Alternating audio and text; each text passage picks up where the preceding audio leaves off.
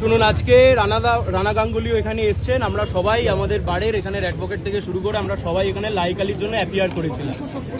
একটা pure politically tainted biased investigation police এখানে চালাচ্ছে।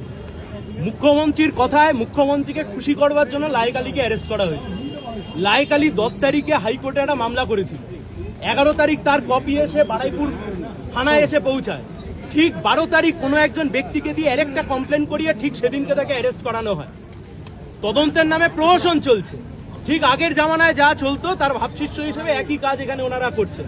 আমার ভূমিকা কি গোটা ঘটনায়? ভিডিওতে দেখা যাচ্ছে আমি থানার পুলিশকে সাথে নিয়ে আমি মবকে বরং কন্ট্রোল করছি, আমি সেখানে মবকে থামাচ্ছি। আমার নামে আপনি একটা পলিটিক্যালি মোটিভেটেড বায়াসড ইনভেস্টিগেশন চালু করে দিলেন। 3-3টে এফআইআর রয়েছে। আমরা আমাদের সাবমিশনে বলেছি, এখানে রানাদাও রয়েছে, আমরা আমাদের সাবমিশনে বলেছি কতগুলো এফআইআর করবেন। আইনের ধজিয়া উড়িয়ে রেখে দিয়েছে।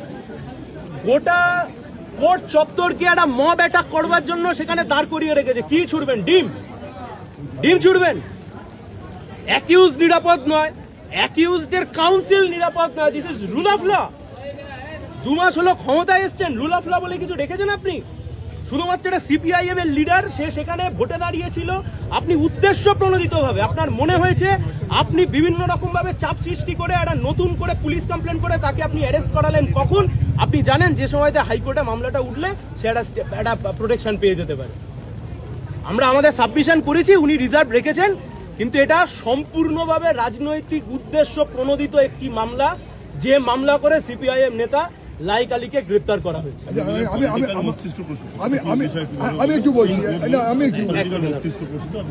অবশ্যই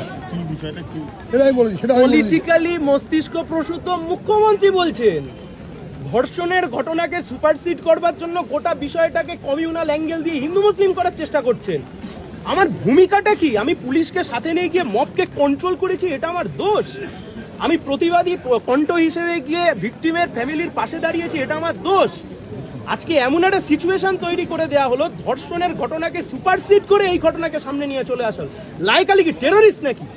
আপনি যা পুলিশের আয়োজন করেছেন, যা পুলিশের বন্দোবস্ত করেছেন, এই কাজ যদি ঠিকমতো করে করতেন তাহলে বাচ্চা মেয়েটা রেপড হয়ে খুন হতো না, তার পরবর্তী ঘটনাগুলো ঘটতো না।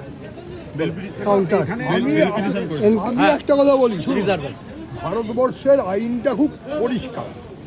একই ঘটনায় ইতিমধ্যে 4টে মামলা, একটা পক্সো কেস, আর এর বাইরে একটা মব লিঞ্চিং, একটা হয়ে গেছে, মার্ডার কেস, গেলে পুলিশকে মারা, এসব হয়ে গেছে। তাহলেও দ্বিতীয় এফআইআর সেই ঘটনায় আরেকটা এফআইআর হয় না। তথাপি যেহেতু মুখ্যমন্ত্রী বলে গেছেন অতৃপ্ত আত্মা, যেহেতু মুখ্যমন্ত্রী বলে গেছেন নির্দোষ, তাই একটা ভুয়ো কমপ্লেন করে পুলিশের রিমান্ডেই 3টে কেসের উল্লেখ আছে। তাহলে চতুর্থ কেস আবার আসবে কি করে সেটা আমরা পর্যন্ত বুঝতে পারিনি। আইনে এর কোনো ব্যাখ্যা নেই। এটা গায়ের জোরের বিষয় হচ্ছে, এটাই হচ্ছে মস্তিষ্ক প্রসূত, এটাই হচ্ছে রাজনৈতিক ভেন্ডাটা। এইটাই আমরা সাধারণত বলেছি এবং বলেছি যে পরিবারের লোকজন, দুজনের পরিবার যে মারা গিয়েছে, তারা বলছে লাহেক আলী কারোর বাড়িতে যাননি, শুধুমাত্র ওই ঘটনাস্থলে গিয়েছেন। তারা ইন্দ্রজিতের বাবা মা বলেছে লাহেককে আমরা চিনি না, এবং এর বাবা মা বলেছে যে লাহেক তার বাড়িতে যায়নি, শুধুমাত্র রাস্তায় কি গন্ডগোল পাকানোর জন্য গিয়েছে। এটা কিন্তু রাজনৈতিক প্রশ্ন।